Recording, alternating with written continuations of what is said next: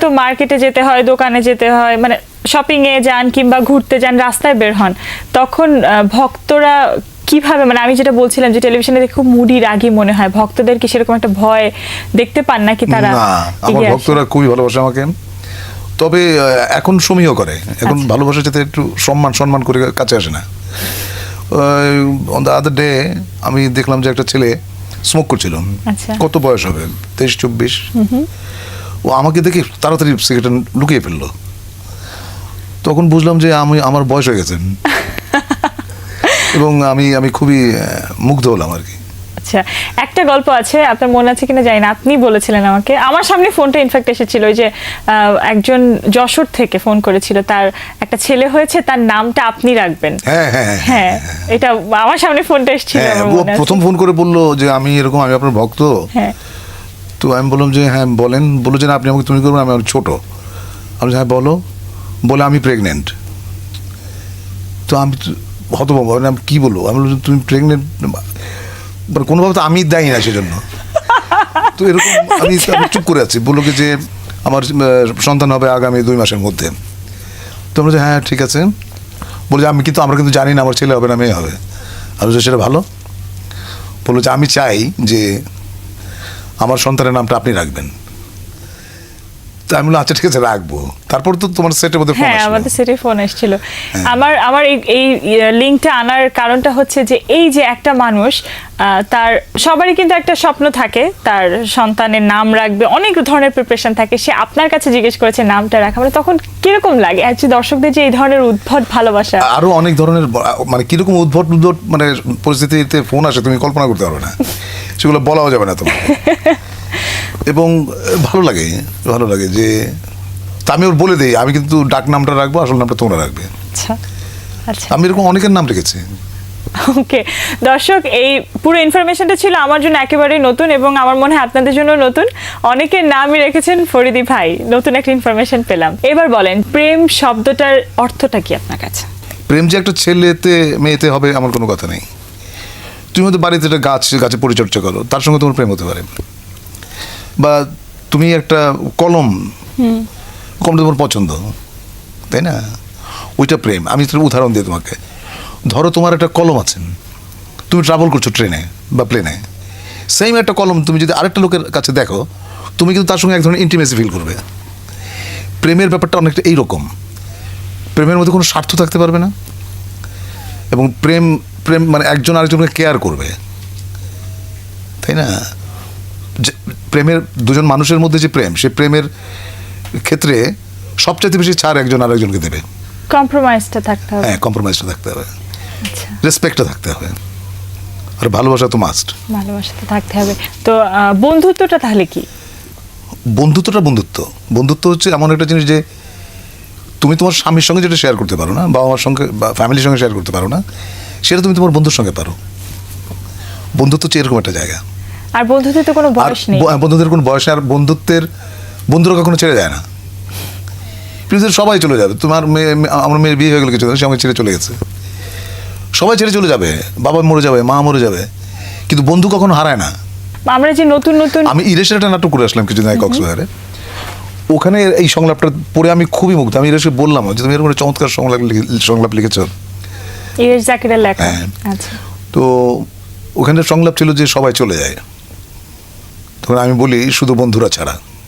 আরো একটা জিনিস, আমিও মানে এটা এখন আজকে রিয়েলাইজেশনে আসবে যে হ্যাঁ, সবাই ছেড়ে যায় বন্ধুরা ছাড়া। আপনার লাইফে এরকম বন্ধু তো অনেক এসছে, তো একটা বেস্ট ফ্রেন্ড থাকে না, সেটা কে? আমার বেস্ট ফ্রেন্ড থাকে সুইডেন, ওর নাম মানিক। আচ্ছা। তারপর আমার আরেকটা ফ্রেন্ড আছে লন্ডনে থাকে, ওর নাম জিলানি। আচ্ছা। ঢাকায় আমার ফ্রেন্ড আছে ইব্রাহিম, রিয়াজুল। কিছুদিন আগে আমার বন্ধু মারা গেছেন, 2টা বন্ধু মারা গেছে আমার। একটা মোহাম্মদ জুবাইর লিখতো, ও থাকতো ডায়ালিসে। আর একটা বন্ধু মন্টু, আমার খুব কাছের বন্ধু ছিল, ও কিছুদিন আগে চলে গেছেন, খুব কষ্ট পেয়েছি।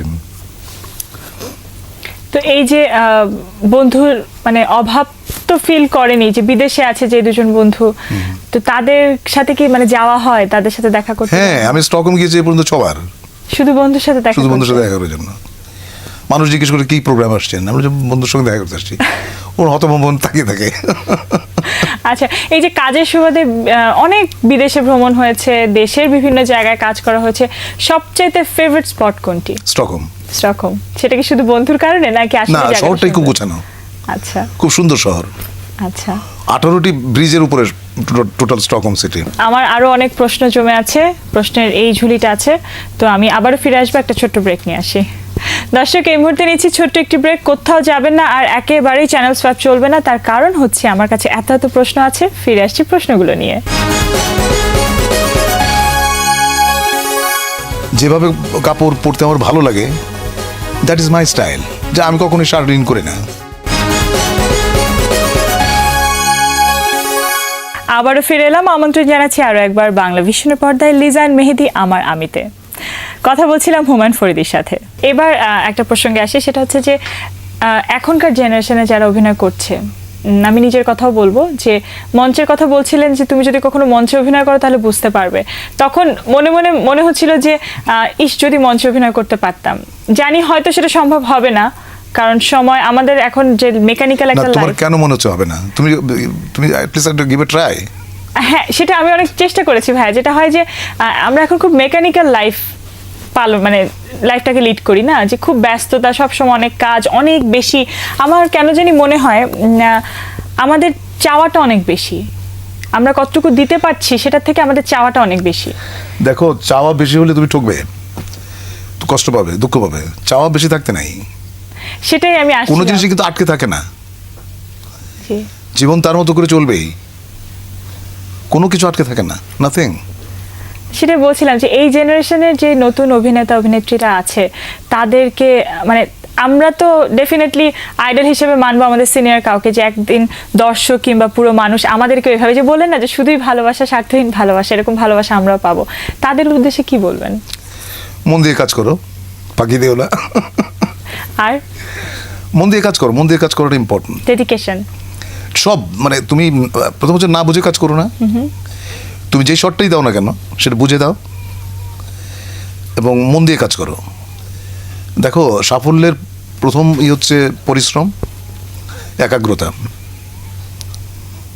এই দুটো জিনিস হলে যদি থাকে তোমার, সাফল্য তোমার কাছে আসবেই, বাধ্য।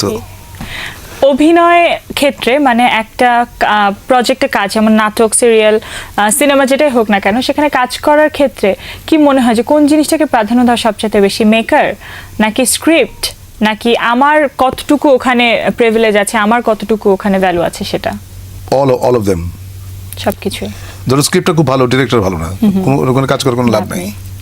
আচ্ছা, বা ডিরেক্টর খুব ভালো, স্ক্রিপ্ট খুবই বাজে, সেখানে অভিনয় করে কোনো লাভ নেই। সেখানে তুমি করতে পারো হয়তো, মানে যেমন তোমার বিশ্ববিদ্যালয়ে থার্ড ক্লাস পাওয়া এবং ফার্স্ট ক্লাস পাওয়া খুবই কঠিন। এক্স্যাক্টলি। সেকেন্ড ক্লাস তুমি পাওয়াই। শুধু ভালো ডিরেক্টরের খারাপ স্ক্রিপ্ট তুমি করতে পারো, কিন্তু খারাপ ডিরেক্টরের যত ভালো স্ক্রিপ্ট, ওইটা করে আসলে কোনো লাভ হয় না, বরঞ্চ ক্ষতি হয়। বিশ্ববিদ্যালয়ের কথা থেকে আসি, যে আপনি ইকোনমিক্সে মাস্টার্স করেছেন, তারপরে অভিনেতা, আমাদের সামনে আপনি একজন অভিনেতা হুমায়ুন ফরিদি, নট ইকোনমিক্স হুমায়ুন ফরিদি। এটা কেন?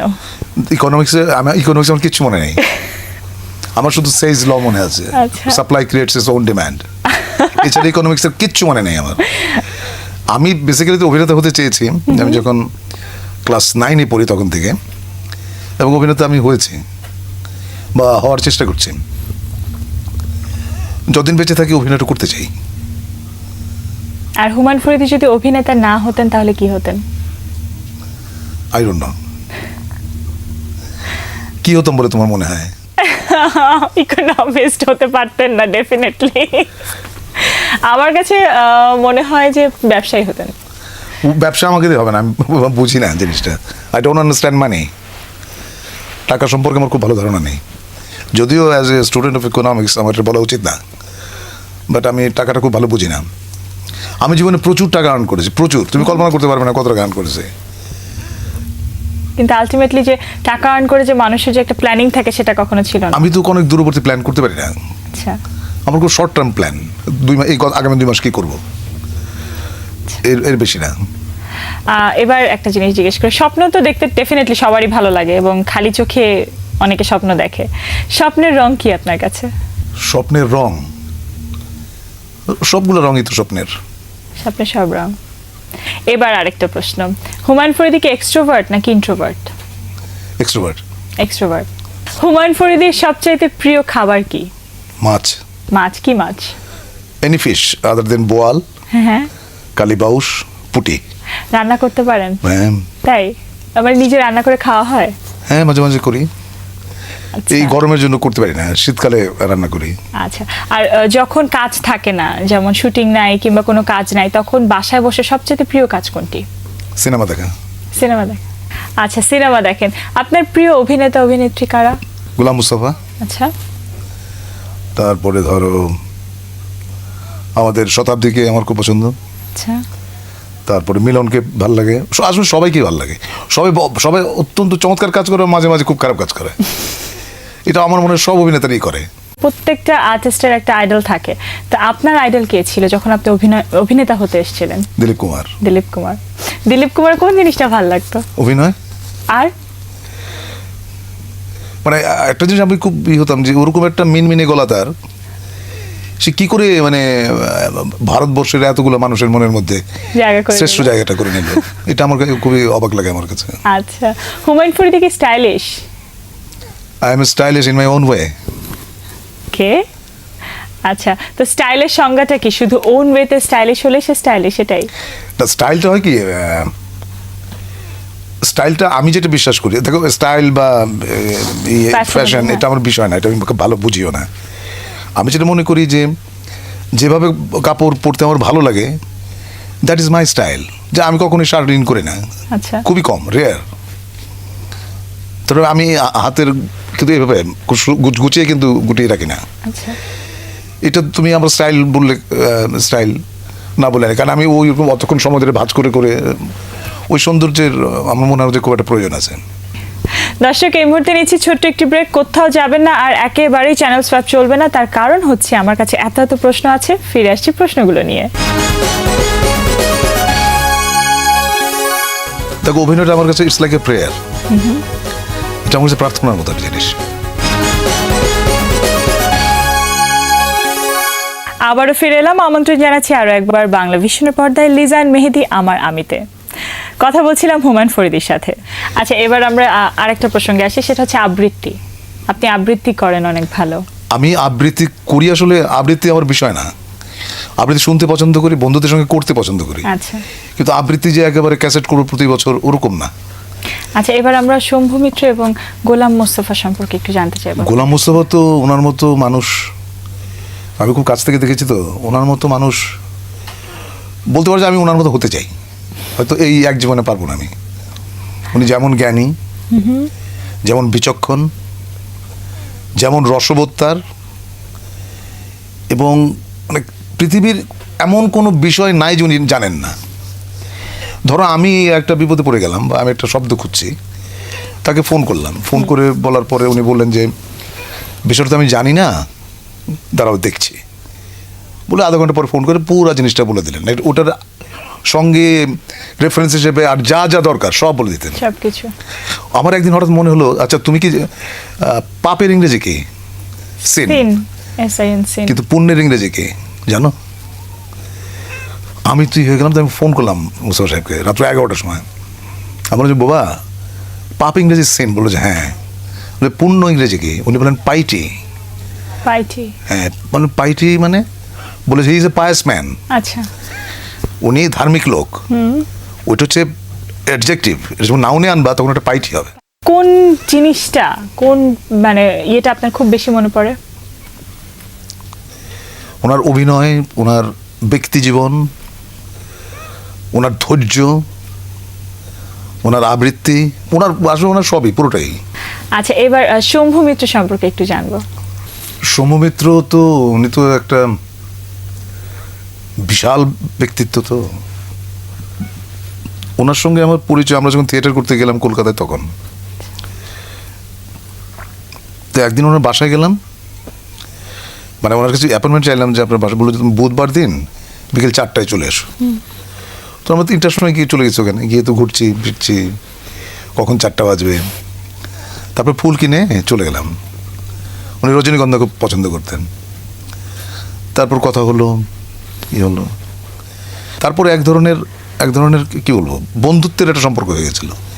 কারণ কলকাতার লোকেরা সৌম্যমিত্রকে দেবতা বানিয়ে একদম একা করে ফেলে রেখেছিল। সেখানে আমি বোধহয় ছিলাম ওনার একটা ভালো আশ্রয়, যে জন্য উনি আমাকে অসম পছন্দ করতেন, অ্যাডভাইস করতেন মানে জিজ্ঞেস করলে বলতেন। আমি ওনাকে একবার জিজ্ঞেস করলাম যে আমি যদি আপনাকে চিঠি লিখি আপনি কি উত্তর দেবেন? তো উনি বলেন যে তুমি চিঠি লিখে দেখো, আমার ধারণা আমি উত্তর দেবো। তারপর বহুবার মনে হচ্ছে চিঠি লিখি, কিন্তু লেখা হয়নি। লিখলে যদি উত্তরটা দিতেন সেটা আজকে কাজে লাগতো মানুষের। এবার আমরা পিটার ব্রুক সম্পর্কে একটু জানতে চাই। Peter Brook is the father of modern theatre. Peter ব্রুকের সঙ্গে আমার একবারই দেখা হয়েছে 3 দিনের জন্য। কলকাতায় একটা ওয়ার্কশপ করতে গিয়েছিলাম আমি, নূর ভাই আর সারা ভাবি। তখন ওনার সঙ্গে দেখা। তো ওনার এমটি স্পেস বইটা আমার পড়া ছিল। তো ওনার ক্লাসে আমি সব মানে সব অদ্ভুত প্রশ্ন করা শুরু করলাম। আমি বললাম যে আপনি এই জায়গায় এটা বলেছেন, কিন্তু আমাদের থিয়েটারে তো এটা হওয়ার স্কোপ নাই। পরে কফি ব্রেকে উনি আমাকে ডাকলেন, ডেকে বলেন কি আসলে আমি তোমাদের থিয়েটার সম্পর্কে জানি না, যে জন্য আমি ওয়েস্টার্ন থিয়েটারের উপর লিখেছি। তুমি যদি এটার প্রিফেসটা পড়ো তাহলে দেখবা যে প্রসেনিয়াম থিয়েটারের কথাই আমি বলেছি। তারপরে আমি বললাম যে আপনার আমাদের থিয়েটারে প্রাসঙ্গিকভাবে এই জিনিসটা কি হওয়া উচিত সেটা আপনার লেখা উচিত। বলছি দেখি, আই উইল সি। এবং is very nice man, very small, very nice. Humayun ফরিদির অভিনয়ের একটা আলাদা বিশেষত্ব আছে, একটু ডিফারেন্ট। মানে হুমায়ুন ফরিদি ইজ হুমায়ুন ফরিদি, এই কারণে কখনো হুমায়ুন ফরিদিকে অন্য কারোর সাথে তুলনা করা যায় না। তো এটার রিজনটা কি, এটার ভিতরের কাহিনীটা কি? দেখো, অভিনয়টা আমার কাছে ইটস লাইক এ প্রেয়ার। এটা আমার কাছে প্রার্থনার মতো একটা জিনিস। আমি যখন যে চরিত্রটা করি সেটা অত্যন্ত বুঝে ওইভাবে অভিনয়টা করি, কিন্তু আমার অভিনয় অন্যের চেয়ে আলাদা কিন্তু না। আসলে এটা বোধহয় ভুল ব্যাখ্যা হচ্ছে। আমি যখন রাজার অভিনয় করি তখন আমি রাজা, আমি রিক্সা চালকের অভিনয় করি তখন আমি রিক্সাওয়ালা। হ্যাঁ, আমি যখন একটা কেরানির চরিত্রে অভিনয় করছি তখন আমি কেরানি, আমি যখন গুপ্তচরের চরিত্রে অভিনয় করি তখন একটা গুপ্তচর। কাজে আমি ওইভাবে সাজাই আর কি জিনিসটা। আচ্ছা, তাহলে এটা হতে পারে যে আপনি ক্যারেক্টারটা এমনভাবে পোট্রে করেন যেটা হয়তো অন্য কেউ পারে না সেভাবে পোট্রে করতে, কিংবা ক্যারেক্টারের সাথে মিশে যেতে, সেটাই কি? না, সবাই পারে না এটা বলা ঠিক হবে না, পারে অনেকেই। না, আপনার স্টাইলটা একটু ডিফারেন্ট হয়। আমার নিজের কোনো স্টাইল নেই। I am just faithful to my acting. থাকে না স্বপ্ন ক্যারেক্টার একটা যে করতে চান এখনো, মানে একটা চান আপনি এরকম একটা স্ক্রিপ্ট লিখতে, সেরকম একটা ডিরেকশন দিতে, কিংবা আপনি অ্যাক্টিং করতে, সেখানে ধরো মঞ্চে যদি করতে চাই, মঞ্চে আমি কিং লেয়ারটা করতে চাই। আমার খুব আমার অভিনয় জীবনের শুরু থেকেই আমার ইচ্ছা কিং লেয়ার। আমি যখন প্রথম পড়ি, আচ্ছা, এটা কিং লেয়ারটা আমার করার খুব শখ। আচ্ছা, আর টেলিভিশনে? আর টেলিভিশনে আমার ইদানিং মনে হচ্ছে একটা অন্ধ ক্যারেক্টার করা উচিত। অন্ধ ক্যারেক্টার আমি করিনি এখনো। আচ্ছা, আমার করার খুবই শখ। ওকে, ফরিদি ভাই, আজকে আমাদের এই সেটে আপনি এসেছেন এবং আপনার সম্পর্কে জানতে পেরে আমি জানি যে আপনার ভিতরের আমি কিছুই বের করতে পারিনি, বাট তারপরও যতটুকু পেরেছি সেটার জন্য আমি অনেক লাকি, অনেক প্রাউড ফিল করছি আজকে। কি যে বলো না, আমি খুবই সিম্পল একজন মানুষ। আমার সঙ্গে কথা বলতে পেরে তোমার প্রাউড হওয়ার কিচ্ছু নাই। আমিও তোমার সঙ্গে কথা বলে খুবই তৃপ্ত, খুবই আরাম পেয়েছি, খুবই ভালো লেগেছে। কিন্তু তোমার কাছে আমার একটা প্রশ্ন আছে। জি। জিয়াউর রহমানের মৃত্যুর আগে বাংলাদেশের প্রেসিডেন্ট কে ছিলেন? জিয়াউর রহমানের মৃত্যুর আগে বাংলাদেশের প্রেসিডেন্ট কে ছিলেন? জিয়াউর রহমান নিজে। ওকে, আচ্ছা, আমি এই যে একটু আগে আপনি যে কোয়েশ্চেনটা যেভাবে করলেন, আমি কিন্তু সত্যি ভয় পেয়েছি যে না জানি কি কোয়েশ্চেন আপনি করবেন। আমার মনে হয় দর্শকরা বুঝতে পেরেছেন যে হুমায়ুন ফরিদিকে হয়তো বাইরে থেকে দেখে মনে হয় অনেক শক্ত, অনেক রাগী একটা মানুষ, যেই ভুল একটা আমার মধ্যেও ছিল, ভ্রান্ত ধারণা আমার মধ্যেও ছিল। এবং ফরিদি ভাই ঠিক এরকমই এক এক সময় এরকম মজার একটা কোয়েশ্চেন করে সবার ভুলটা ভাঙিয়ে দেন। আপনি অনেক কিছু দিয়েছেন আমাদের ইন্ডাস্ট্রিকে, মিডিয়াকে, কিংবা সমাজকে, কিংবা জাতিকে, দেশকে। ভবিষ্যতে যারা আপনাদের আপনাদের উত্তরসূরি আমরা যারা, তাদেরকে উদ্দেশ্য করে তাদেরকে একটা বিশেষ আপনি কি বাংলা ভিশনের পর্দার থ্রুতে জানাবেন? আমি একটা জিনিস সমস্ত অভিনেতাদের বলতে চাই, এটা অনেকেই জানে অবশ্য। যদি কখনো অভিনয়ের সংকটে পড়ো, any time you can call me, any time তোমরা আমার বাড়িতে আসতে পারো। I will try to help you. যদি কখনো কোনো চরিত্র করতে গিয়ে এখন অনেকেই আসে, অনেকে জানে ব্যাপারটা, তারপরে আমি এটা সবার কাছে বলে দিচ্ছি, my house is open for all the actors. যে কোনো সময়, সে রাত্র 1টা হলো তুমি আমার বাড়িতে আসতে পারো, কোনো অসুবিধা নেই। একটা শর্ত, খাবার সময় যদি এসো তাহলে খাবারটা খেতে হবে। ওকে, আপনাকে অনেক ধন্যবাদ ভাইয়া সময় দেওয়ার জন্য।